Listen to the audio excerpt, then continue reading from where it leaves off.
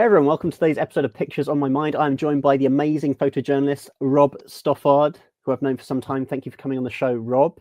Thanks. And I've had something a bit weird happen this morning. I'm into my coincidences, right? Well, yeah, you're a wizard. I am a wizard. Okay, let's keep. Yeah, I am a wizard. Let me just show you something really freaking weird that came up. So I was looking at your Euromaiden work when you covered in Ukraine, like 15 years ago? I can't remember, 12 years ago. This photo was shared by this photographer who's called Paulo Nunes dos Santos. And this would have meant nothing to me. I'd thought, yeah, it's Ukraine. It's during that time. But the weirdest thing is, man, because I looked at your website this morning researching this interview, you photographed the same guy at the same time.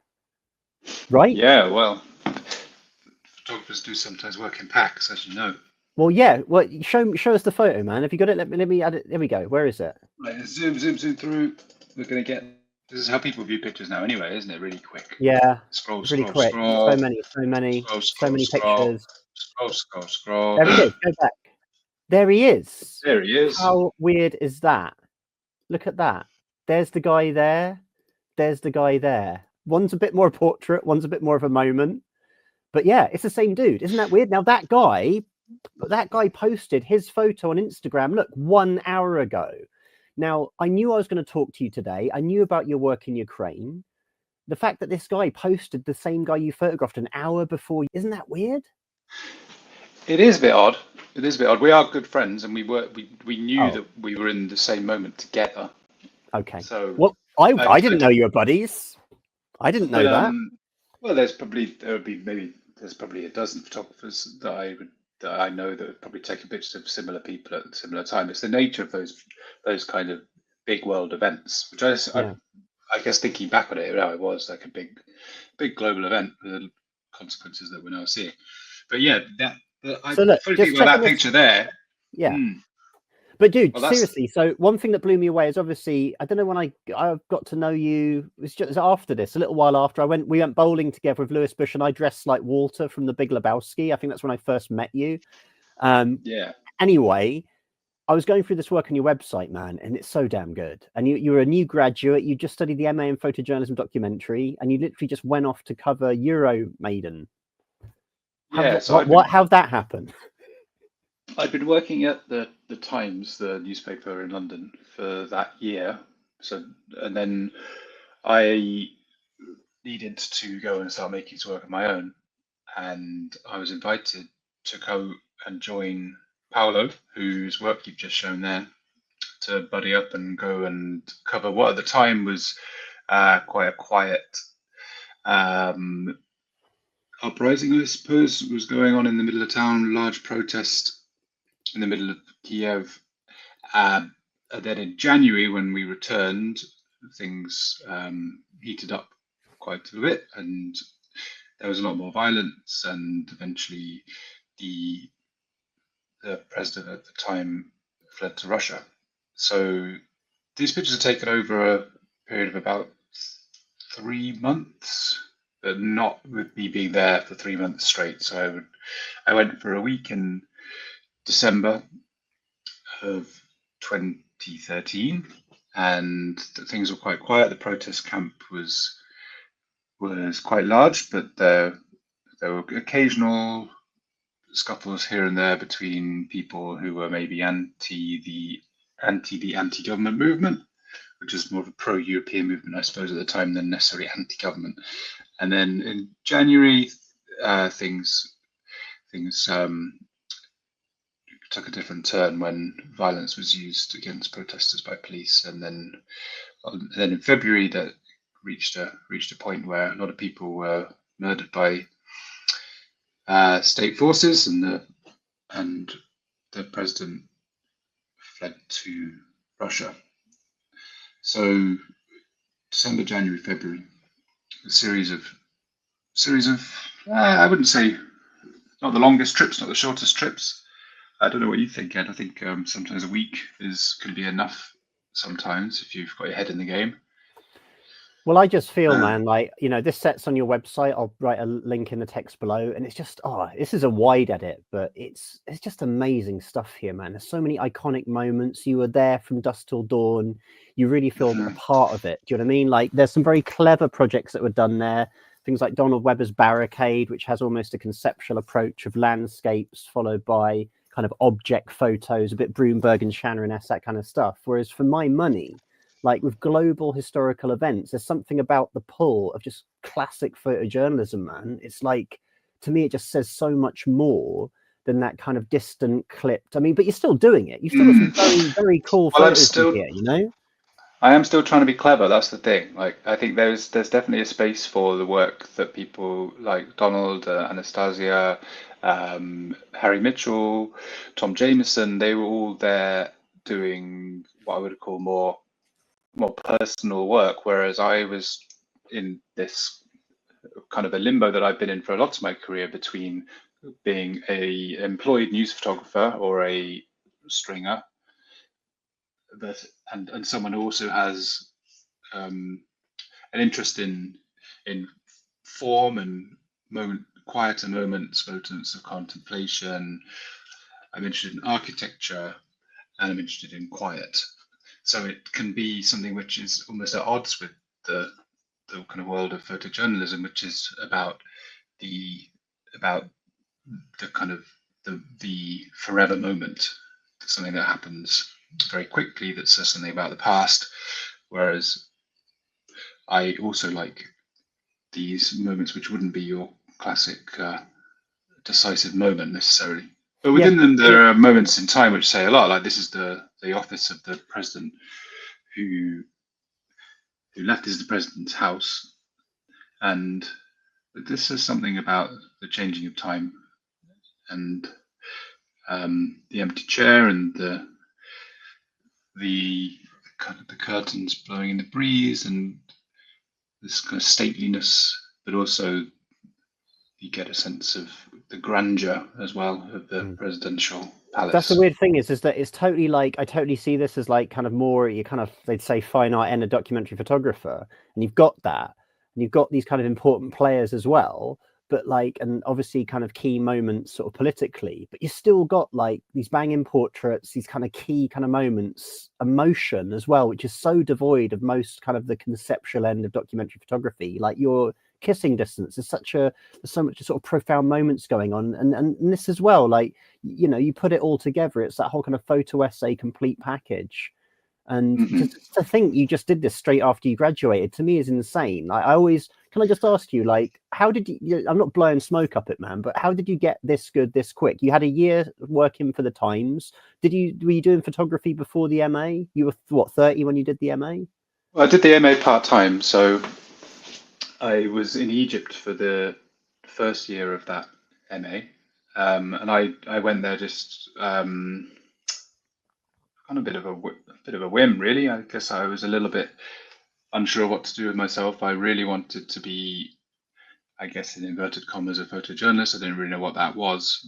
I didn't really know how to make it happen.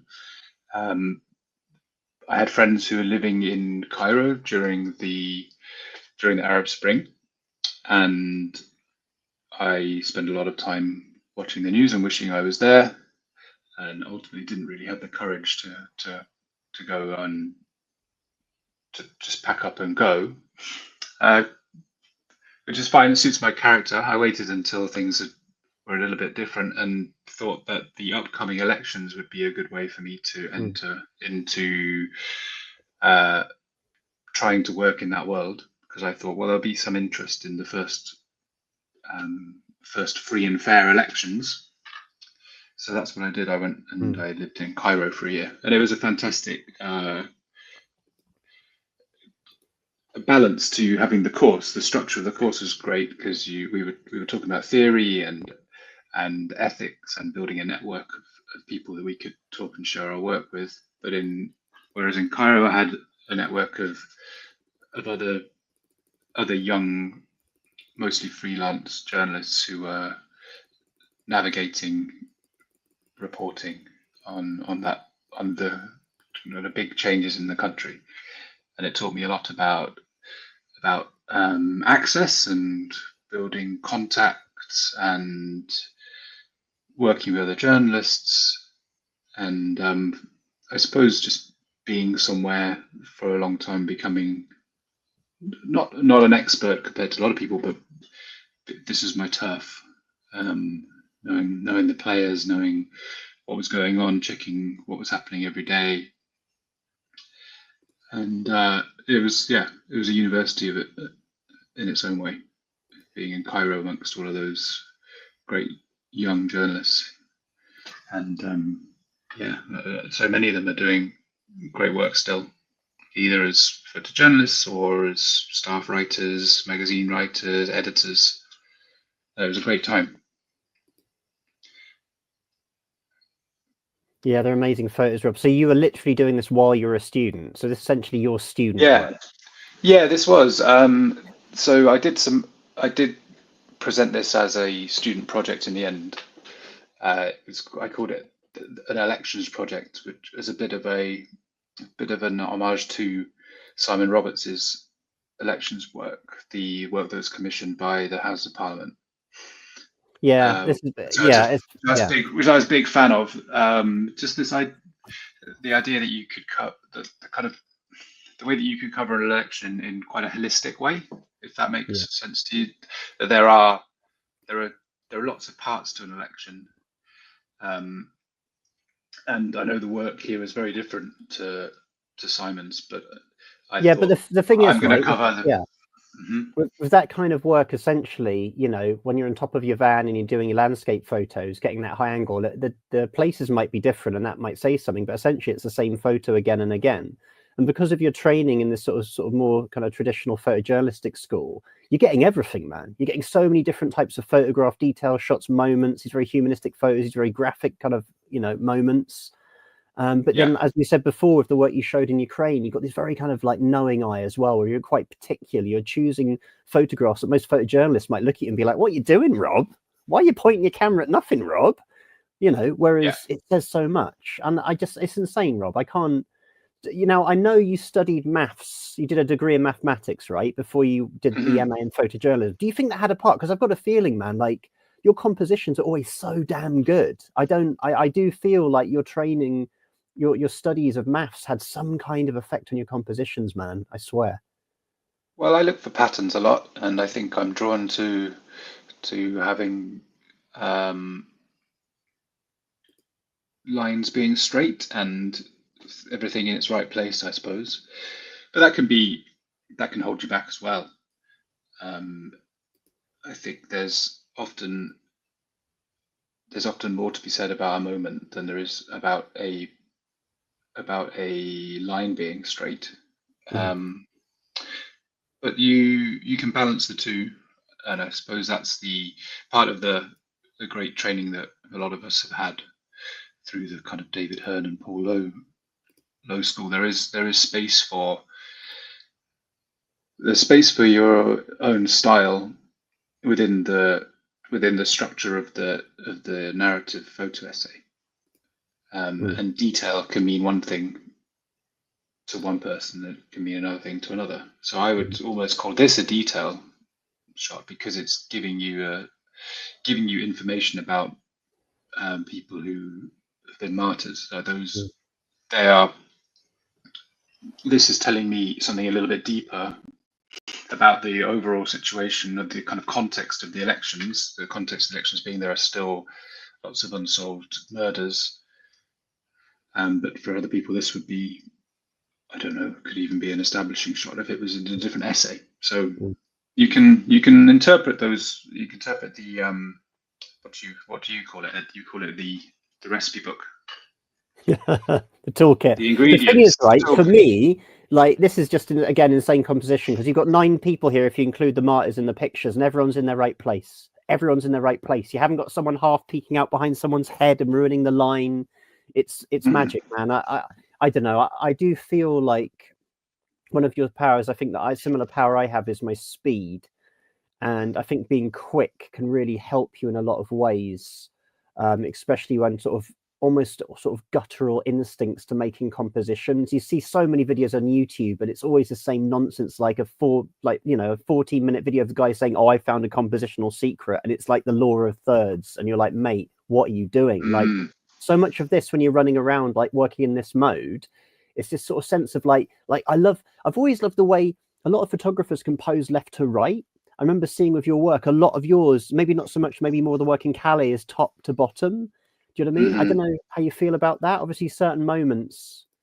Well, I anyway, let's spend a lot of time. Yeah. Well, I was going to say that we were talking about the moment. I think what can happen, the more that you photograph, you end up. Well, we all do and should find our frame and look for what happens within it. But you almost get used to knowing what's going to happen. Like you can tell that at some point this hand is going to move over here, or this person's maybe going to brush up against this person, and it's interesting to think that you can, in trying to capture a moment which says something about the past, you can also predict the future a little bit. So as photographers who are working in that way of trying to capture decisive moments, you almost know, or you want something to happen, and you wait for it. I'm really glad you said that, Rob, because I actually wore this today as a homage to Marty McFly from Back to the Future.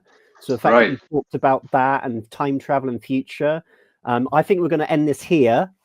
Thank you, Rob. 16 minutes, baby. I think we've got some good stuff there, and I think that's enough for the kind folk of YouTube to actually ingest. But we will keep going. We'll chat members, and maybe we'll chat some other stuff as well. But thank you so much, Rob. That was such an amazing, just even dime drop into the opus that is Robert Stothard. So thank you for sharing, and we'll get into some more stuff another time.